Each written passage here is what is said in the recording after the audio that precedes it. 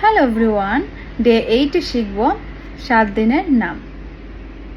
সোমবার segunda-feira, মঙ্গলবার terça-feira, বুধবার quarta-feira, বৃহস্পতিবার quinta-feira, শুক্রবার sexta-feira, শনিবার sábado, রবিবার domingo, segunda-feira, terça-feira, quarta-feira, quinta-feira, sexta-feira, sábado, domingo.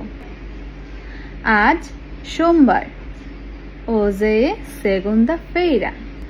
আজ রবিবার, hoje é domingo.